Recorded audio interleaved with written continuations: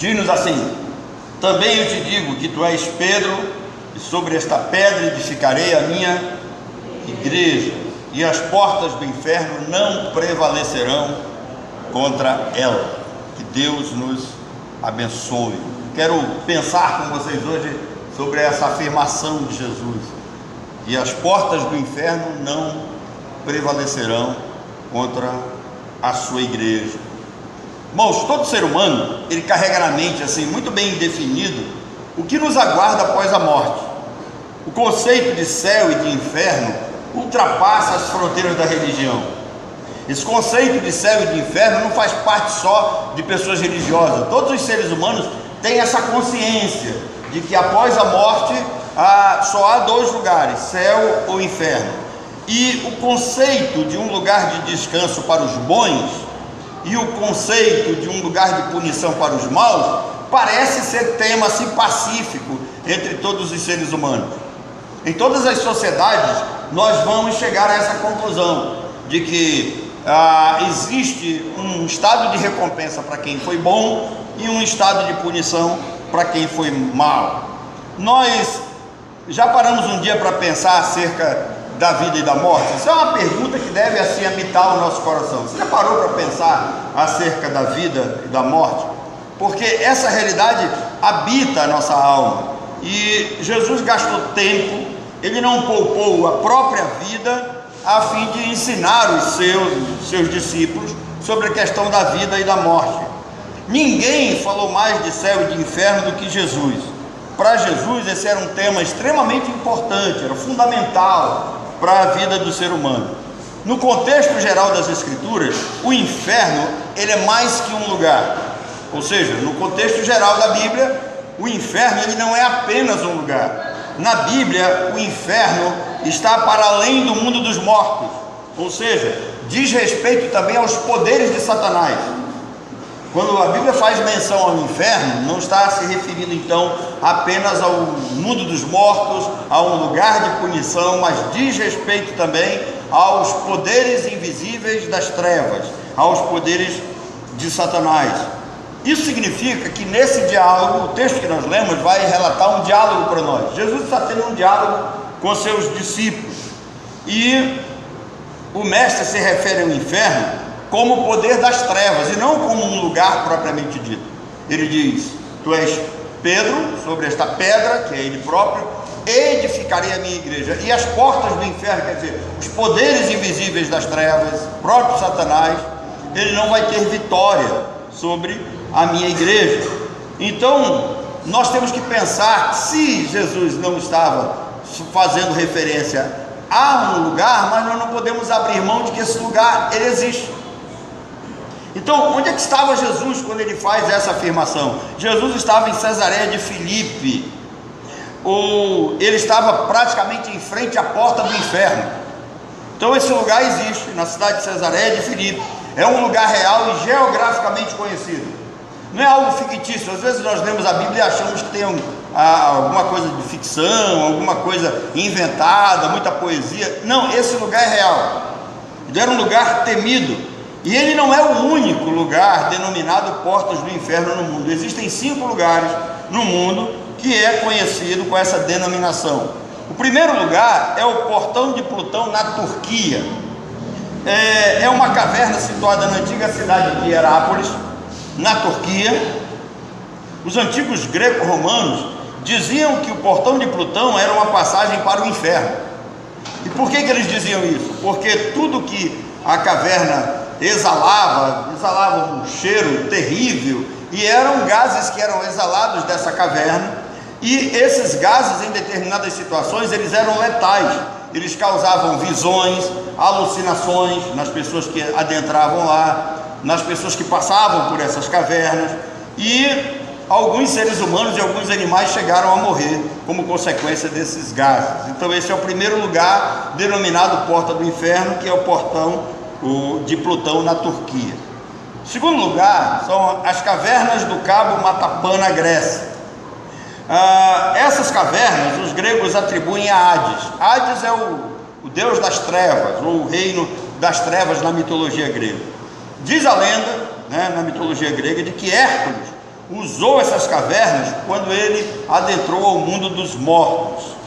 Então, mais um lugar que é denominado a porta do inferno. O terceiro é um lugar chamado Fengdun, na China, localizado na montanha Min.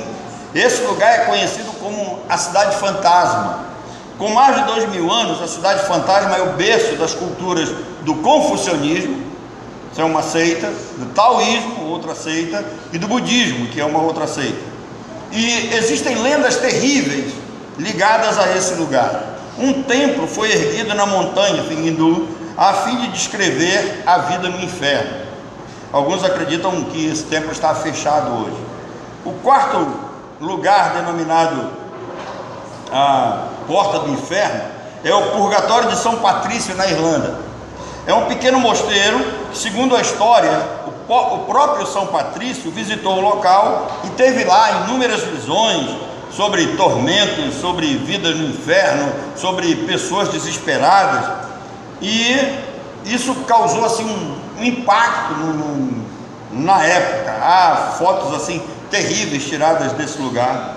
Mas além desses 4 lugares, nós temos também esse lugar citado por Jesus, que é em Cesareia de Filipe. Jesus estava então no extremo norte de Israel, próximo à fronteira do Líbano com a Síria, e ele estava na cidade de Cesareia de Filipe. Essa cidade ela foi fundada pelos gregos, e o seu primeiro nome ela foi denominada de Pânias.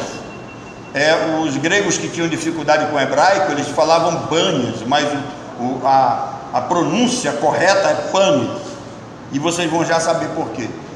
Pânias foi fundada logo após a invasão grega sob o domínio de Alexandre Magno, ou Alexandre o Grande. Ao dominar Israel, os gregos plantaram a sua cultura, uma cultura religiosa também, pagã, mística, incluindo o culto ao deus Pan. Então Pan é um deus da mitologia grega, faz parte do panteão grego, e não havia templo para que Pan fosse cultuado, e ele era adorado em cavernas. Acredita-se que nesse lugar onde Jesus está, ouvia-se gritos que vinham de dentro dessas cavernas, pessoas desesperadas, e o próprio deus Pan atormentava pessoas. Pan nasceu com chifres, orelhas, rabo e pernas de bode. Ele era tão feio que a sua mãe o rejeitou. Pan, ele era o deus dos bosques, dos campos, das matas, dos pastores, dos rebanhos. Ele morava em grutas, habitava grutas, e ele atormentava pessoas nos abismos, vagava pelas montanhas e pelos vales.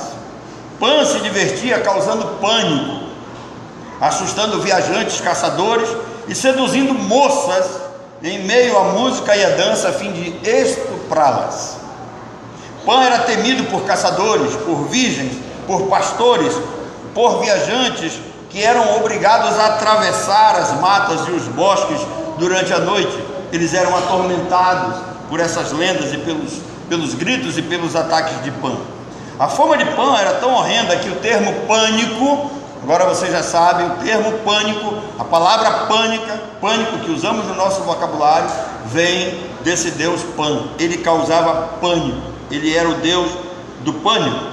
Então Pan era o deus do terror. Seus berros assustadores eram ouvidos a quilômetros de distância, oriundo dos fundos das cavernas e dos abismos. Mesmo antes de Pan, nesse lugar, os cananeus já usavam aquela região para culto e adoração pagã. Isso fez desse lugar uma região com vários templos. Então, os cananeus, os gregos e até Herodes andou construindo templos ali. Então Jesus está diante de um lugar com vários templos. Com a ascensão e o domínio do Império Romano, mais templos ainda foram construídos nesse local. Mas o pânico permanecia vivo na mente das pessoas, habitava a vizinhança daquele local. O medo corria solto naquele lugar. Por isso que ele era chamado de as portas do inferno. As pessoas tinham medo, as pessoas tinham terror e pavor com relação à adoração pagã. Então Jesus estava diante do santuário e a caverna de Pan, como vocês estão vendo aí, perto da nascente de Pânias. Para quem conhece bem a geografia do local, essas nascentes vão dar origem ao rio Nilo. Descobertas arqueológicas mostram que ao lado da caverna de Pan existem 5 nichos cortados no penhasco. O que é um nicho? Nicho é um vão escavado na rocha, na parede, nos morros, onde se colocam imagens para adoração.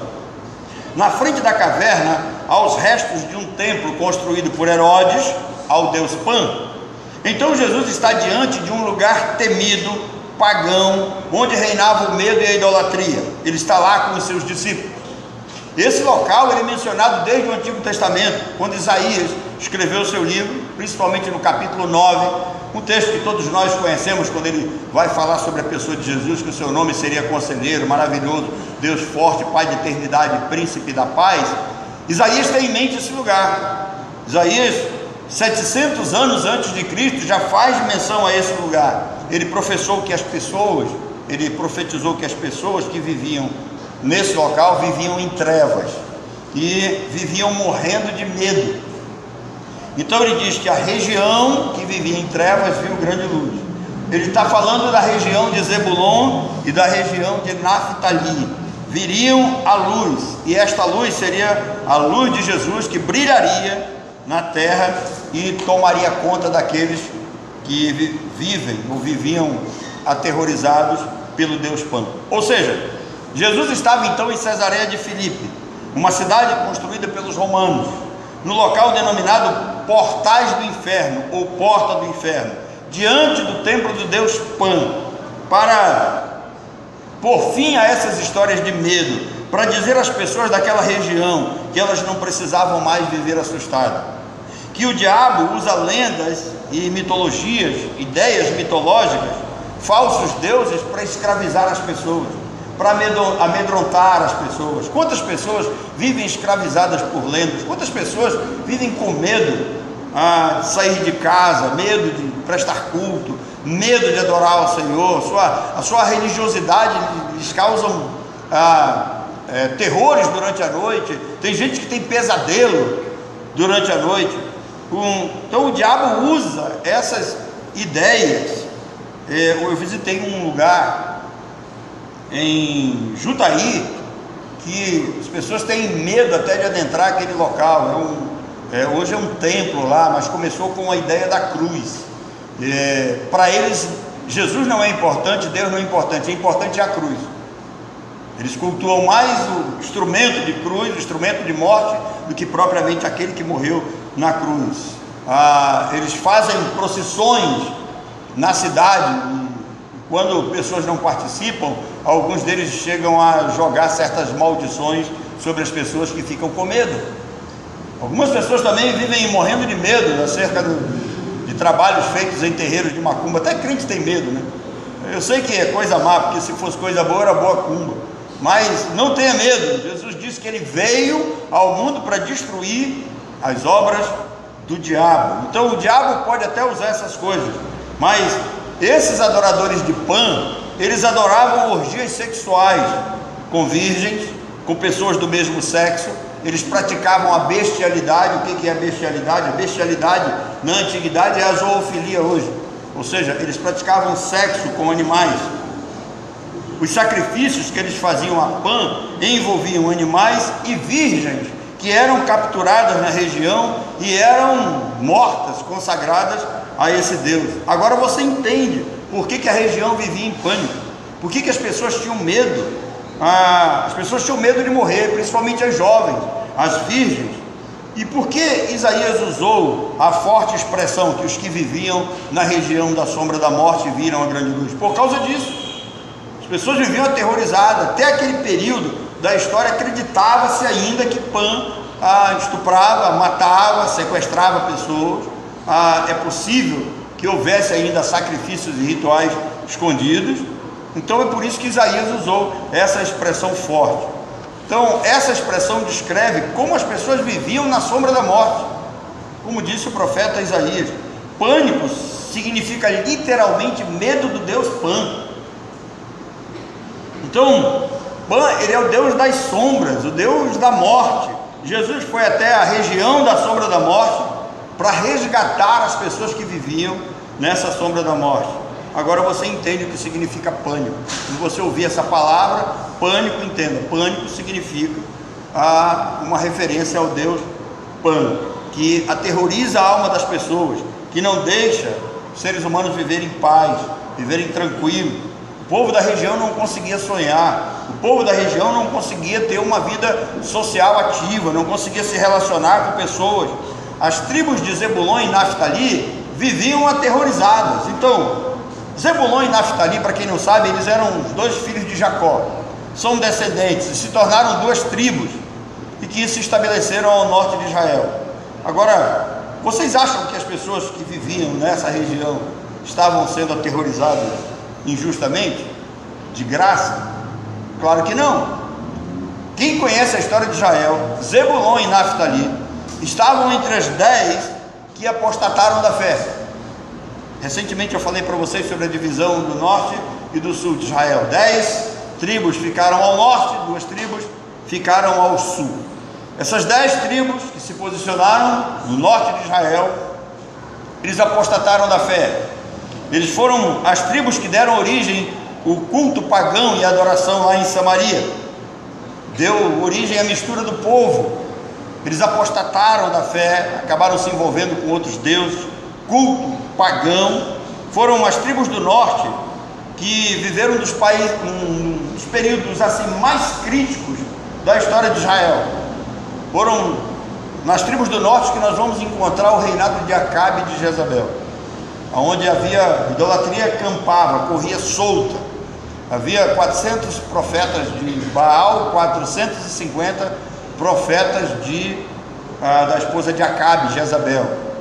E o povo era levado à idolatria. Muitos profetas do Antigo Testamento pregaram contra esse pecado, falaram contra essa idolatria, se levantaram. Deus levantou profetas que falou a esse povo, e esse povo continuava duro e idólatra. Então esse povo da região norte aqui, do extremo norte de Israel, que vivia aterrorizado, tinha uma razão. Haviam apostatado, haviam se envolvido com a idolatria, certamente alguns com culto pagão. Então as pessoas não viviam em paz.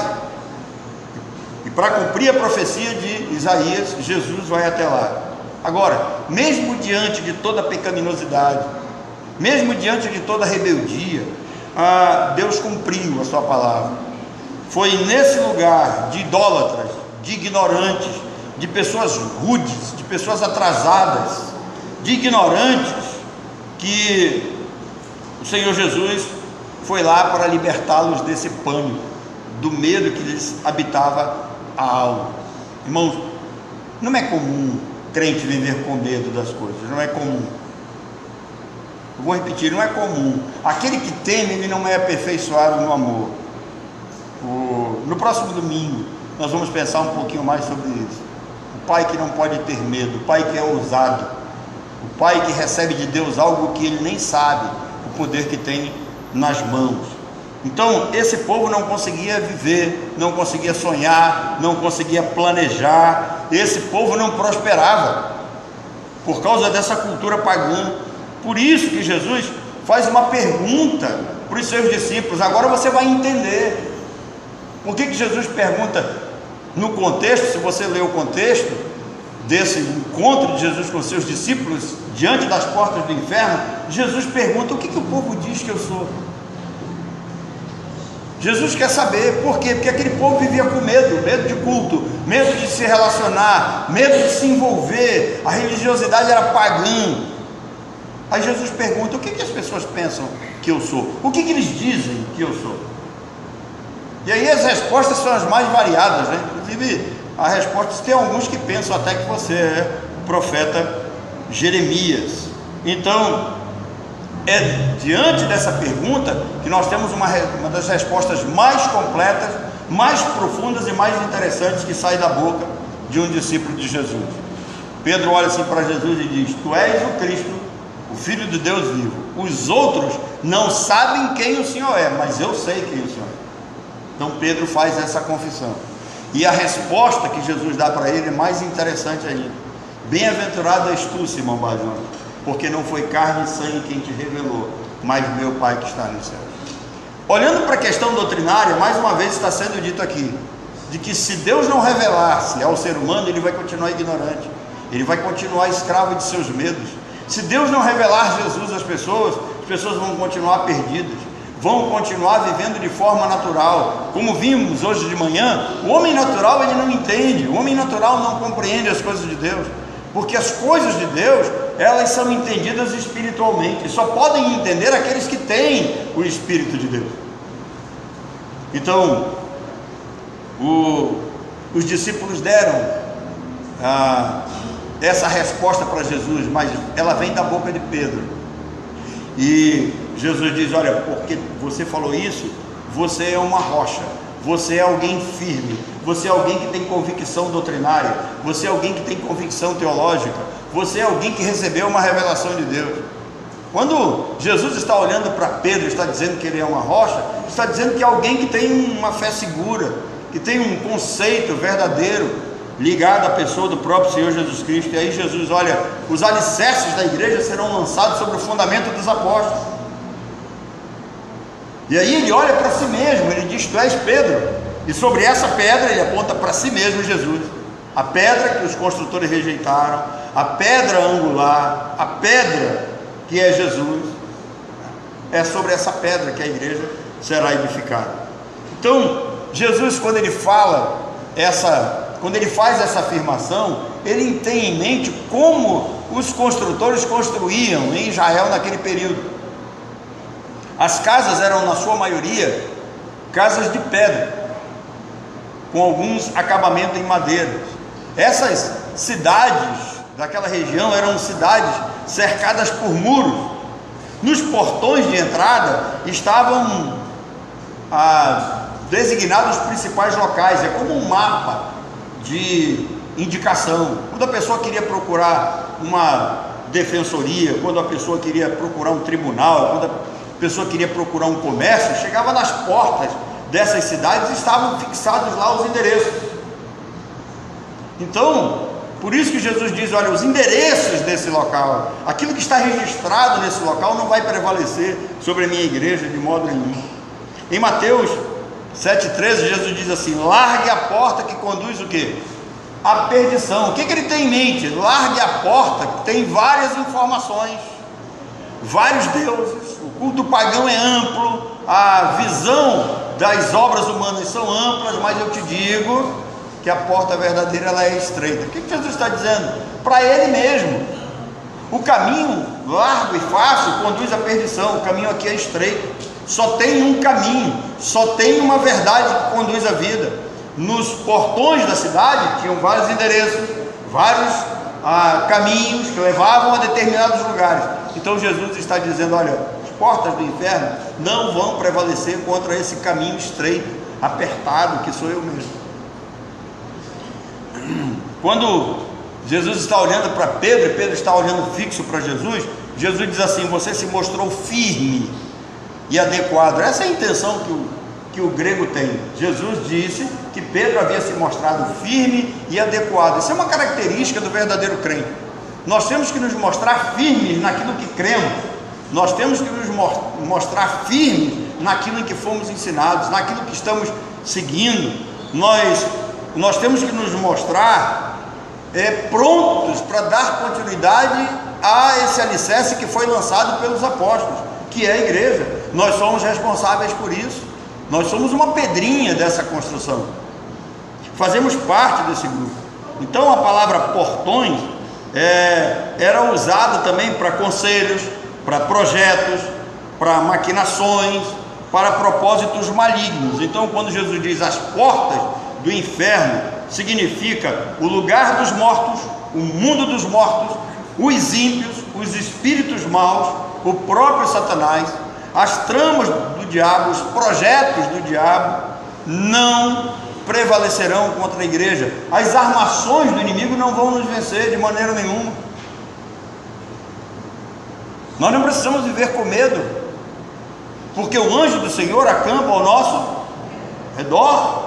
Então esse é o projeto divino que se chama igreja. Aí está o fundamento lançado por Jesus. Ele é a pedra principal. Os portões do inferno não poderiam parar, não poderiam atrapalhar, não poderiam impedir o crescimento e o avanço da igreja, de maneira nenhuma. Irmãos, claro que eu me revolto com o que está acontecendo no nosso país, quando eu vejo toda essa perseguição, quando eu vejo todas essas dificuldades que estão sendo apresentadas a partir de agora para nós servirmos ao nosso Deus. A igreja de fato vai ser perseguida, como sempre foi em toda a sua história, mas essa é a palavra do Senhor Jesus para nós. As portas do inferno não vão prevalecer. Não vai ser Alexandre de Moraes que vai barrar o avanço da igreja. Não vai ser nenhum presidente, não vai ser nenhum general. As portas do inferno, se Satanás não vai prevalecer, imagine esses seres humanos limitados. Não tem como. Então nós nos revoltamos porque é natural. O apóstolo Paulo disse: não vos conformeis com este mundo, não tomem o modelo, não sigam a forma de pensar dessas pessoas. Já faz um tempo que nós não somos mais chamados de protestantes, porque hoje nós aceitamos tudo calado. Então é hora de protestar, botar a boca no mundo. Não tenha medo, fale. Os portões do inferno não podem parar, não podem atrapalhar. O Hades não possui força, não possui os recursos para prevalecer. A sepultura não diz a última palavra. O último inimigo a ser destruído vai ser a morte. Tem como? Todos nós vamos ressuscitar um dia. Jesus é o Senhor, Ele é o único que pode derrubar, arrombar e abrir, se Ele quiser, as portas do inferno, porque Ele possui as chaves. Ele é o Senhor, Ele tanto salva quanto condena. As portas do inferno não poderão impedir a nossa ressurreição, como não puderam impedir a ressurreição de Jesus. Então a vitória está garantida. A vitória é daquele que o adorar, daquele que o contemplar, daquele que conhece o Cordeiro de Deus, que tira o pecado do mundo, o leão da tribo de Judá. Jesus de fato morreria na cruz, mas ressuscitaria para edificar a sua igreja. A igreja, ela seria edificada diante das portas do inferno. Se você ainda não entendeu o quadro, Jesus então está diante das portas do inferno. Atrás dele estão as portas do inferno. De lá a cultura dizia que se ouviam gritos, perseguição, havia seres humanos mortos ali, havia também um poço muito profundo que ninguém conseguia chegar ao fundo daquele local, um lugar de medo, um lugar de pânico. Outros templos foram construídos do lado, nichos no morro foram escavados. Era um lugar aterrorizante, era um lugar pagão, era um lugar religioso. E aí Jesus chega lá, ele fica de frente para os seus discípulos, dá as costas para esse local, e ele diz que a sua igreja, que seria edificada por ele, não sofreria os ataques, os avanços das portas do inferno a fim de serem destruídos. Preste atenção, quando a Bíblia diz que o calcanhar vai ser ferido, não significa que nós vamos ter vida boa a vida toda. Ferimento no calcanhar significa dor, significa dificuldade, significa perseguição. Nem sempre nós vamos viver uma vida de prosperidade, de vitória. Nós vamos ter nossas quedas, vamos ter dificuldades. A igreja, à medida que o tempo se aproxima, ela vai ser perseguida, mas as portas do inferno não vão prevalecer, não vão vencer. A vitória final será nossa. Por quê? Porque nem a morte conseguiu deter aquele que é o Senhor da vida. Então, os seus discípulos estão olhando para ele, atrás dele está lá, um lugar denominado as portas do inferno. Ele diz: olha, não temam a morte, não temam os projetos do inimigo, não temam os ataques que virá sobre a igreja, porque as portas do inferno não prevalecerão contra ela. Que Deus nos abençoe.